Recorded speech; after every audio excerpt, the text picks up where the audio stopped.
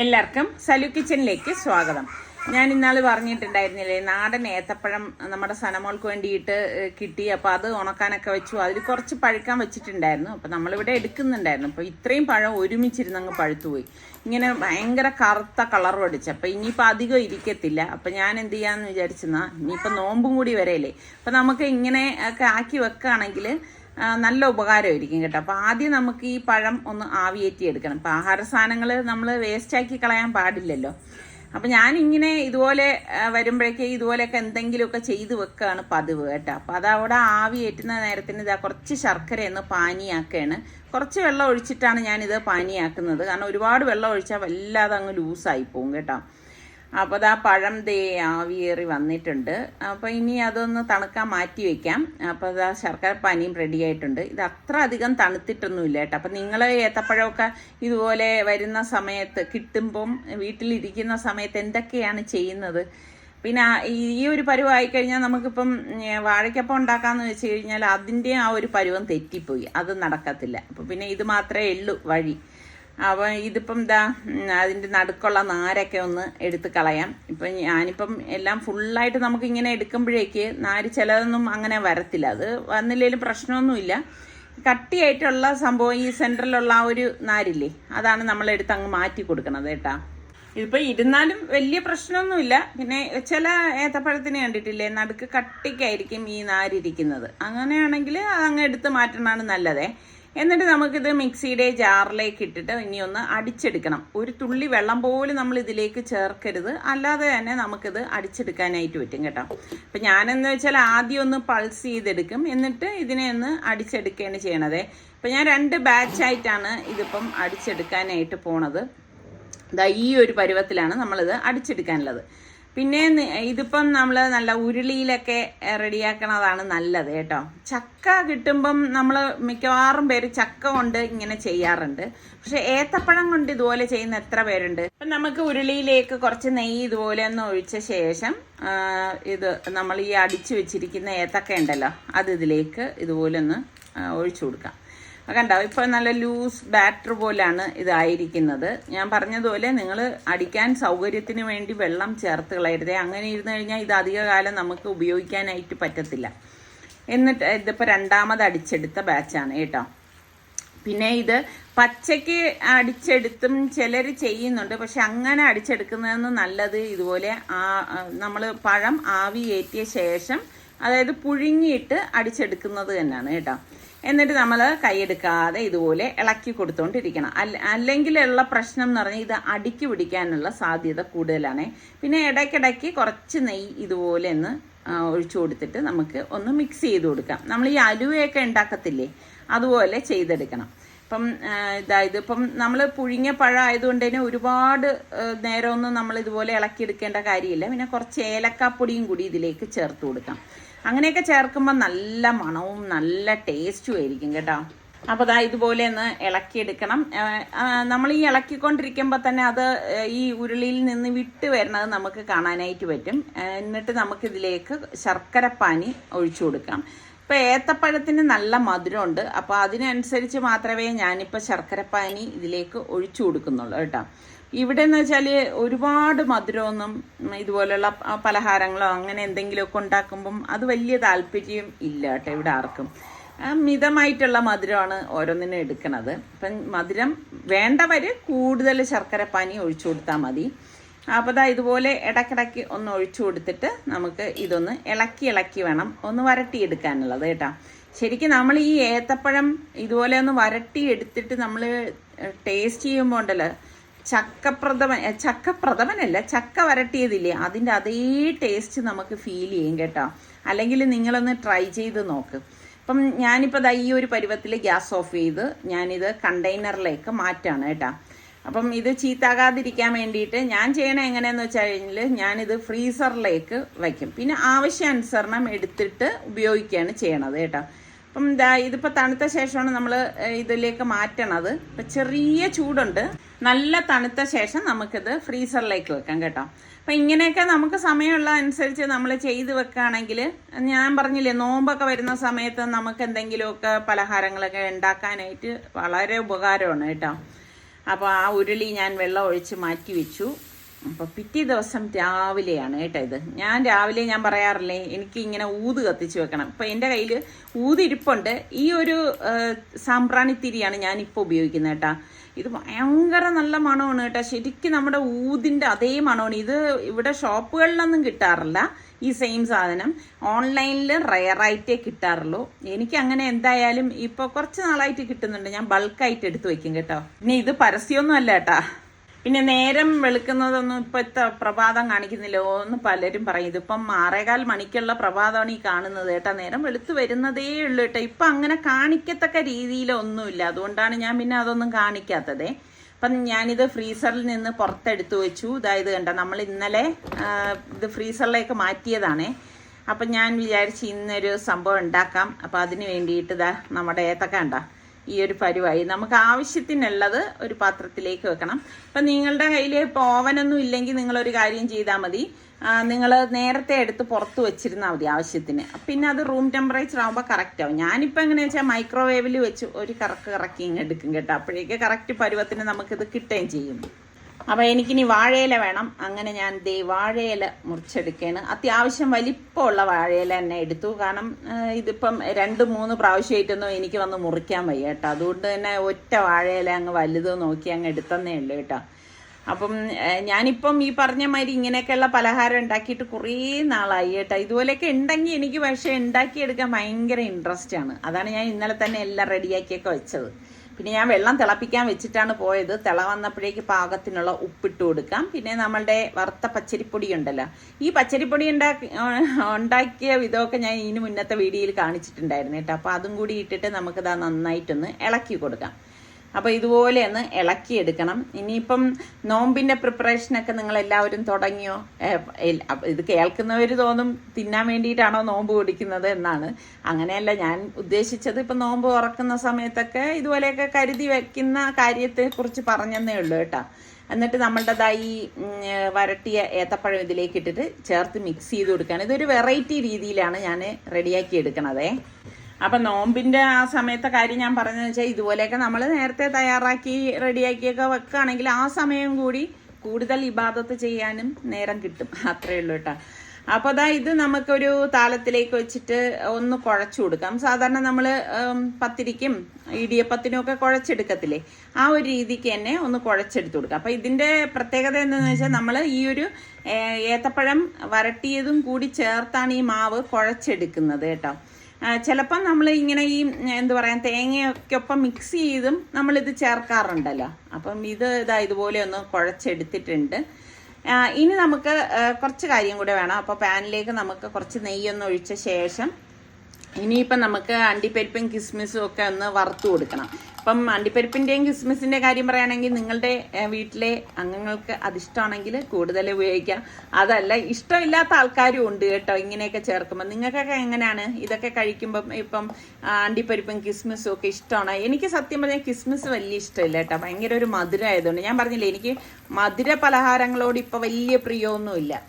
അപ്പം അതൊന്ന് വറുത്ത ശേഷം നമുക്ക് തേങ്ങ ഇതിലേക്ക് ഇട്ട് കൊടുക്കാം. എത്രയാണോ തേങ്ങ വേണ്ടത് അത് ചേർത്ത് കൊടുത്താൽ മതി. ഇതിനൊന്നും പ്രത്യേകിച്ചൊരു അളവും കണക്കൊന്നും ഇല്ല കേട്ടോ. അതുകൊണ്ടാണ് ഞാൻ പിന്നെ അങ്ങനെ ഡീറ്റെയിൽ ആയിട്ടൊന്നും പറയാത്തത്. പിന്നെ വേണ്ടത് ഏലക്കാപ്പൊടിയാണ്. ഏലക്ക പൊടിച്ചതും കൂടി നമുക്ക് ഇതിലേക്ക് ചേർത്ത് നന്നായിട്ടൊന്ന് മിക്സ് ചെയ്ത് കൊടുക്കാം. അപ്പോൾ ഇത് നമ്മൾ നന്നായിട്ടൊന്ന് മിക്സ് ചെയ്ത ശേഷം ഞാൻ ഇതിലേക്ക് കുറച്ച് ശർക്കരപ്പാനി ഒന്ന് ഒഴിച്ചു കൊടുക്കുകയാണ്. ഒരുപാടൊന്നും ഒഴിച്ചു കൊടുക്കുന്നില്ല, വളരെ കുറച്ച് മാത്രമേ ഒഴിച്ചു കൊടുക്കുന്നുള്ളൂ. കാരണം ഞാൻ നേരത്തെ പറഞ്ഞതുപോലെ ഒരുപാട് ചേർത്ത് കഴിഞ്ഞാൽ ഒരുപാട് മധുരമാവും. അപ്പോൾ ഇതൊക്കെ ഒരു മിതമായിട്ടുള്ള മധുരത്തിൽ കഴിക്കുന്നതാണ് ടേസ്റ്റ് കൂടുതൽ. പ്രത്യേകിച്ച് നല്ല സുലൈമാനിയുടെ കൂട്ടത്തിൽ ഇത് കഴിക്കുമ്പോഴുണ്ടല്ലോ, സുലൈമാനി വിത്തൗട്ടായിരിക്കണം. അപ്പോഴാണ് അതിൻ്റെ ആ ഒരു നല്ല ഒരു ഗും കിട്ടത്തുള്ളൂ. അപ്പം ഞാൻ ഇല കട്ട് ചെയ്ത് കഴുകി എടുത്തതിലേക്ക് മാവ് വെച്ചിട്ട് നമുക്കിതൊന്ന് പരത്തി കൊടുക്കാം. അപ്പം നമ്മൾ വെറുതെയുള്ള മാവ് ഇതുപോലെ ഇളക്കിയിട്ട് നമ്മൾ പരത്തി എടുക്കുന്നതിൽ നിന്നും ടേസ്റ്റ് കൂടുതലാണ് നമ്മൾ ഇങ്ങനെ ചെയ്തെടുക്കുമ്പോൾ കേട്ടോ. ഇങ്ങനെ ചെയ്യുന്നവർ എത്ര പേരുണ്ട് നമ്മുടെ കൂട്ടത്തിൽ.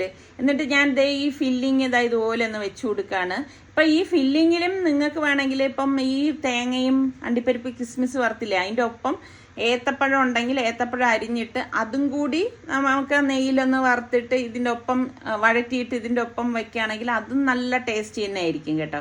ഏത് രീതിയിൽ വേണമെങ്കിലും നമുക്കത് ഉപയോഗിക്കാം. എന്നിട്ട് ഞാൻ ദാ ഇങ്ങനെ ഒന്ന് മടക്കി കൊടുക്കുകയാണ് ചെയ്യണത് കേട്ടോ. അപ്പോൾ ഇതുപോലെ നമുക്ക് ബാക്കിയുള്ളതെല്ലാം ഒന്ന് റെഡിയാക്കി എടുക്കണം. അപ്പം ഞാൻ ഇനിയിപ്പം എല്ലാം ഒന്ന് റെഡിയാക്കിയ ശേഷം മാത്രമേ ഞാൻ ആവിയേറ്റാൻ വെക്കുന്നുള്ളൂ. ഇനിയിപ്പോൾ ഇലയൊന്നും ഇല്ലെങ്കിൽ നമുക്കത് ഉണ്ടാക്കിയെടുക്കാം കേട്ടോ, കൊഴുക്കട്ടയുടെ രീതിയിൽ ഉണ്ടാക്കിയെടുക്കാം. ഇതൊക്കെ ഞാൻ മുൻപ് ഒരുപാട് പ്രാവശ്യമൊക്കെ കാണിച്ചിട്ടുള്ളതാണ്. ഇപ്പം ഞാൻ പറഞ്ഞില്ല, ഇപ്പം കുറേ നാളായി നമ്മൾ ഈ ഇലയുടെയൊക്കെ ഉണ്ടാക്കിയിട്ട്. പിന്നെ ഗോതമ്പ് മാവിൽ ഉണ്ടാക്കണവരും ഉണ്ട്. നിങ്ങൾക്ക് എങ്ങനെയാണ് ഗോതമ്പ് മാവിലുള്ളത് ഇഷ്ടമാണോ? ഇപ്പോൾ ഓട്ടടയായിട്ട് ഉണ്ടാക്കുന്നവരുണ്ട്. അപ്പം അതാവുമ്പോൾ നമുക്ക് ആവി ഏറ്റേണ്ട ആവശ്യമില്ല. എന്തായാലും ഞാൻ ഇൻഷാല്ല ഉടൻ തന്നെ ഓട്ടട ഉണ്ടാക്കി കാണിച്ചു തരാം കേട്ടോ. അപ്പോഴേക്കും ഞാൻ ഉണ്ടാക്കുന്ന സമയത്ത് വീഡിയോ എടുക്കാം. അപ്പം നിങ്ങൾക്ക് ഇപ്പോൾ കാണാത്തവരുണ്ടെങ്കിൽ അല്ലെങ്കിൽ അറിയാത്തവരുണ്ടെങ്കിൽ ഇത് നമുക്ക് ഉണ്ടാക്കിയെടുക്കാമല്ലോ. അങ്ങനെ ഇപ്പം ദാ എല്ലാം ഞാൻ ഫില്ല് ചെയ്ത് വെച്ചു. അപ്പം ഈ നിസാർക്കായും കുഞ്ഞിനെയും കാണല്ലേ കേട്ടാ. അപ്പം ഞാൻ ഇവിടെ വന്ന് നോക്കുമ്പോഴേക്കുണ്ട് ഇതാ നമ്മുടെ സനമോളെ കളിപ്പിച്ചുകൊണ്ടിരിക്കുകയാണ്. ഇതാണ് നിസാറിക്ക വീട്ടിലുണ്ടെങ്കിൽ ഉള്ള ഇപ്പോഴത്തെ ടൈം ടേബിൾ എന്ന് പറയുന്നത്. ഫുൾ ടൈം സനമോൾക്കൊപ്പമായിരിക്കും കേട്ടോ. അവളാണെങ്കിൽ ഇങ്ങനെ കാക്ക പൂച്ച ഒരു എന്താ പറയാ ഒരു ഉറുമ്പ് ഇഴഞ്ഞു പോയാൽ പോലും അതിനെ വിളിച്ച് വാപ്പാ വാപ്പാ എന്ന് വിളിച്ച് കാണിക്കലൊക്കെയാണ് പണി കേട്ടോ. ശരിക്കും കൊച്ചു മക്കളുടെ ഒപ്പം നമ്മൾ നിൽക്കുമ്പോൾ ഉണ്ടല്ലോ നമുക്ക് സമയം പോണത് തന്നെ അറിയത്തില്ല കേട്ടോ. അതാ ഇങ്ങനെ നിസാറിക്ക കൊണ്ടങ്ങ് നടക്കും. അപ്പോൾ ഞാൻ തിരിച്ച് കിച്ചണിലേക്ക് വന്നപ്പോഴേക്ക് ഇതേ നമ്മളുടെ ഇലയുടെ റെഡി ആയിട്ടുണ്ട്.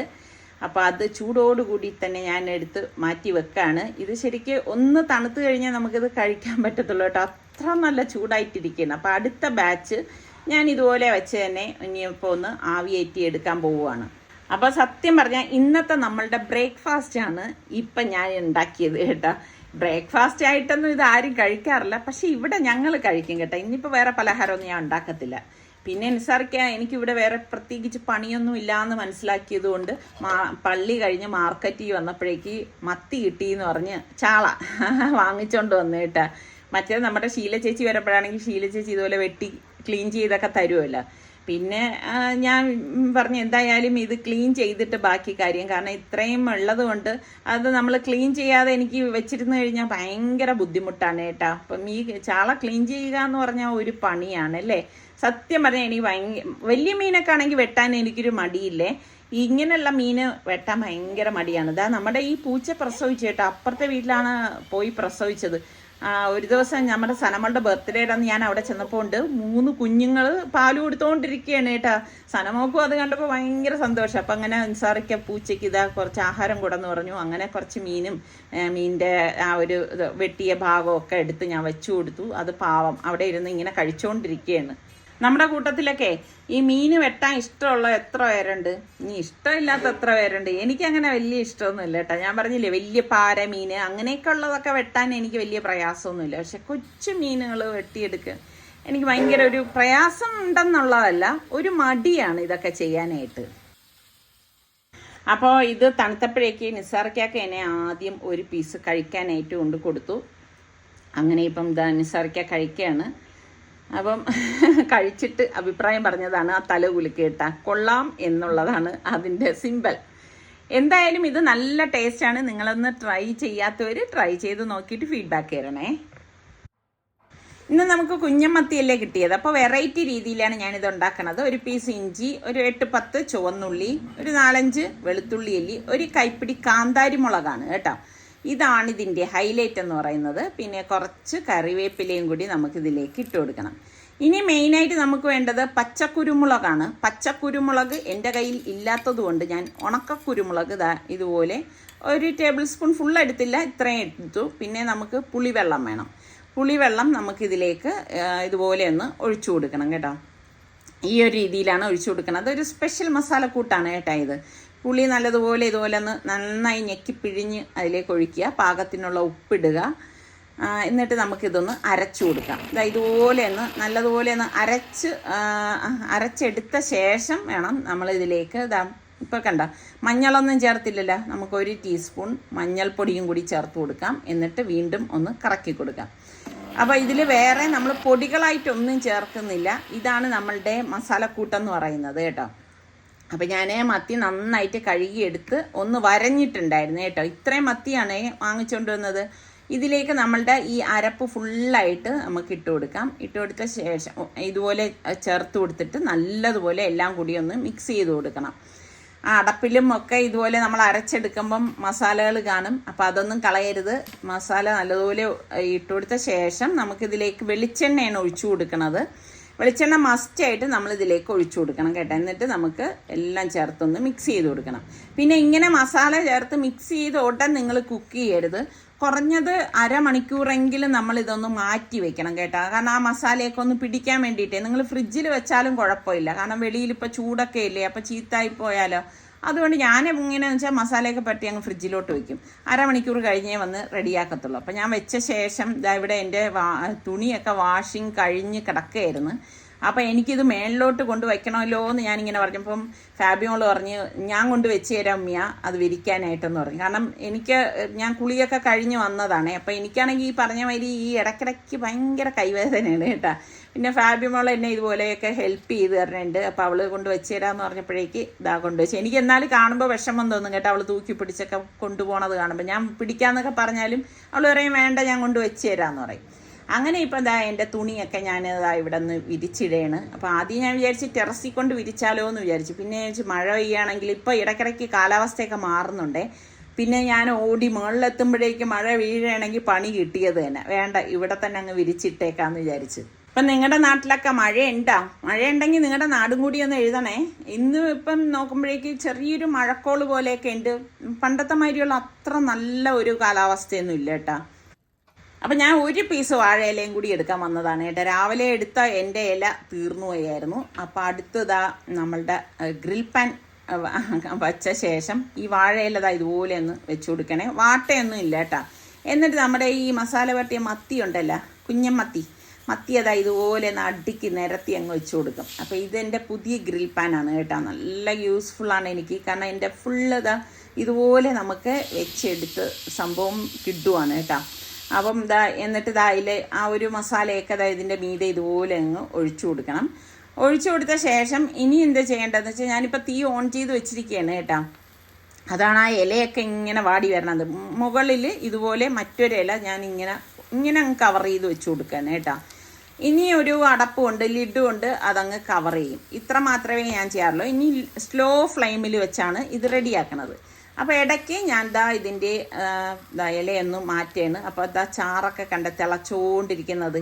നമ്മളൊരു തുള്ളി വെള്ളം പോലും ചേർത്തിട്ടില്ല. ഇതിൽ നിന്ന് വന്നതാണ്. പുളിവെള്ളം മാത്രമല്ലേ ഉള്ളൂ. ഇനി നമുക്ക് ഈ മീൻ പതിയെ ഒന്ന് മറിച്ചിട്ട് കൊടുക്കാം കേട്ടോ. ഈ ഷൂട്ടും അതുപോലെ തന്നെ ഈ മറിച്ചിടലും എല്ലാം കൂടി സത്യം പറഞ്ഞാൽ ഭയങ്കര ബുദ്ധിമുട്ടാണ് കേട്ടോ. നമ്മൾ ഈ ഷൂട്ടെന്ന് പറയണതെന്ന് പറഞ്ഞാൽ അത്ര എളുപ്പമുള്ള സംഭവമൊന്നും അല്ല കേട്ടോ. അല്ലാന്നുണ്ടെങ്കിൽ നമ്മുടെ ഈ ജോലികളൊക്കെ പെട്ടെന്ന് കഴിയേണ്ട ജോലികളാണ്. ഒരു ഷൂട്ട് വരുമ്പോഴേക്ക് അതെല്ലാം കുറച്ചൊന്ന് ഡിലേ ആവും. അപ്പം ഞാൻ ഇതെല്ലാം ഇതുപോലെ ഒന്ന് മറിച്ചിട്ട് കൊടുക്കുകയാണ്. ഇത് കുഞ്ഞമത്തി ആയതുകൊണ്ട് തന്നെ മറിച്ചിടാനും നല്ല പ്രയാസമാണ് കേട്ടോ. പിന്നെ അസല് മണമാണ് വരുന്നത് കേട്ടോ. ഭയങ്കര മണമാണ്, ഒരു സ്പെഷ്യൽ മണമാണ്. കാരണം നമ്മളിതിലേക്ക് കാന്താരി മുളകും കുരുമുളകും അങ്ങനെയുള്ളതൊക്കെ അല്ലേ ചേർത്തത്. ഞാൻ പറഞ്ഞില്ലേ, പച്ചക്കുരുമുളക് നിങ്ങളുടെ കയ്യിലുള്ളവരാണെങ്കിൽ പച്ചക്കുരുമുളക് തന്നെ ചേർക്കണം കേട്ടോ. അതിൻ്റെ ടേസ്റ്റ് ഒന്ന് വേറെയാണ്. പിന്നെ ഇതിൻ്റെ ഇടയിൽ നമ്മൾ കറിവേപ്പിലയും കൂടി ഇങ്ങനെ ഇട്ട് കൊടുക്കണം കേട്ടോ. ഇന്നിപ്പം ഞാൻ കറിവേപ്പില പറിക്കാനൊന്നും പോയില്ല. പിന്നെ കുറച്ച് വേറെയൊക്കെ പണിയുള്ളത് കൊണ്ട് പിന്നെ പറിക്കാൻ പോകാൻ ഭയങ്കര ഒരു മടി തോന്നി കേട്ടോ. അതുകൊണ്ട് കറിവേപ്പില ഇന്നിപ്പോൾ ഇതിലേക്ക് ഇട്ടില്ല. ഇതാ കണ്ട, നല്ല ഫ്രൈ ആയതുപോലെ മൊരിഞ്ഞു വന്നിരിക്കുന്നത്. അടിപൊളി മണമാണ്. ശരിക്കും പറഞ്ഞാൽ നല്ല ടേസ്റ്റാണ് കേട്ടോ ചോറിൻ്റെ കൂടെ ഇതിങ്ങനെ വിരവി കഴിക്കുമ്പം. അപ്പം ഇന്ന് വേറെ കൂടുതൽ കറികളൊന്നുമില്ല. ഇന്നലെ ഉണ്ടാക്കിയ മോര് കറി ഉണ്ടായിരുന്നു, പിന്നെ കുറച്ച് റൈത്ത ഉണ്ടായിരുന്നു, പിന്നെ നമ്മുടെ ഈ മീൻ കുഞ്ഞൻ ചാള പറ്റിച്ചത് കണ്ട സംഭവം ഇതുണ്ട്, പിന്നെ അച്ചാറുണ്ട്. ഇതൊക്കെ തന്നെയാണ് കേട്ടോ ഇന്നത്തെ നമ്മളുടെ ലഞ്ച് എന്ന് പറയുന്നത്. അപ്പം അടിപൊളി ടേസ്റ്റാണ്. അപ്പം നിങ്ങൾ ട്രൈ ചെയ്ത് നോക്കണം. പിന്നെ ഇഷ്ടപ്പെടുകയാണെങ്കിൽ ഇപ്പം തന്നെ ലൈക്ക് തരാൻ മറന്നു വരുത് കേട്ടോ. അങ്ങനെ ഇപ്പം നമ്മൾ ലഞ്ച് കഴിക്കുകയാണ്. പറഞ്ഞറിയിക്കാൻ പറ്റത്തില്ല കേട്ടോ, അത്ര അടിപൊളി ടേസ്റ്റാണ്. നിസാറിക്കാക്ക് ഭയങ്കര ഇഷ്ടമുള്ള ഒരു ദിവസമാണ് കേട്ടാ. എന്താണെന്നറിയാവോ, നിസാറിക്കാക്ക് ഇഷ്ടമുള്ള ഒരു സംഭവം ചക്ക കിട്ടിയിട്ടുണ്ട്. എത്ര പേർക്ക് ഇപ്പം ചക്ക വന്നു തുടങ്ങി. അങ്ങനെ ഇപ്പം ചക്ക വെട്ടാനായിട്ടുള്ള പുറപ്പാടാണ്. സനമോളാണ് നിസാറിക്കാക്ക് കൂട്ടായിട്ട് തെക്കും വടക്കും ഒക്കെ ഇങ്ങനെ അവൾ ഓടി നടക്കുകയാണ് കേട്ടാ. റബ്ബേ, അത് പഴുത്തതാണോ പച്ചയാണോ എന്നുള്ള ഇനി വെട്ടുമ്പോൾ മാത്രം അറിയാം കേട്ടാ. ഇക്കൊല്ലം ചക്ക കിട്ടിയവരൊക്കെ ഒന്ന് പറയണം കേട്ടാ. ഈ വർഷത്തെ ആദ്യത്തെ ചക്കയാണ്. ഇനി വാസനമുള്ള ഞാൻ പറഞ്ഞു ഇന്ന് മുറിക്കണ്ട, അതൊന്നും കൂടി ഇരുന്ന് പഴുക്കട്ടെ എന്ന്. സതയ്ക്കൊക്കെ ഇപ്പം മുറിച്ചേ പറ്റൂ. കണ്ട, എൻ്റെ വാക്ക് കിട്ടിരുന്നെങ്കിൽ അത് പഴുത്തേനായിരുന്നു. ഇങ്ങനെ വെച്ചാൽ പഴുക്കില്ല.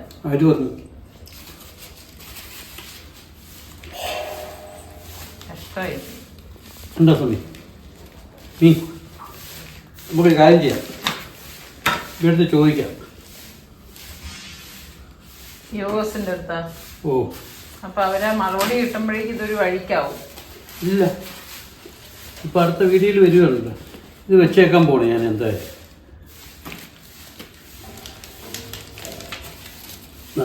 ഇത്രേ പഴുത്തുള്ളൂ, പക്ഷെ നല്ല മധുരമുണ്ട്. അടുത്തയിലെടുക്കാം. അബദ്ധം പണഞ്ഞു. അങ്ങനെ ആദ്യത്തെ ചക്ക ചീറ്റി. അത് ഇരുന്ന് പഴുത്തു പോയി എന്നേട്ടാ. ഈ പേടി ഇതാ ഇവിടെയൊക്കെ കറുത്ത് വരുന്നു. കണ്ടാ എന്താ കറുത്ത് വരുന്നോണ്ട് എനിക്ക് ഡൗട്ട് ഇത് ചീത്തയായി പോവെന്നുള്ളതാണ്. ഇങ്ങനെ വെക്കാം, ഏതായാലും നിങ്ങളെ കാണിക്കാതിരിക്കത്തില്ല. നമ്മുടെ ഒരാള് ഇവിടെ കളിച്ചോണ്ടിരിക്കുക. ആഹാ, എന്നാലും മനസ്സനുവദിക്കില്ല സമയം തിന്നു നോക്കണമെന്നൊരാഗ്രഹം.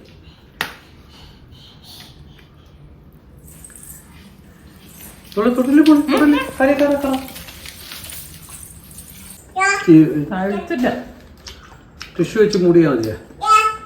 ഓളെ 2 ടിഷ്യൂ എടുത്തുണ്ട പാക്ക് ചെയ്തു.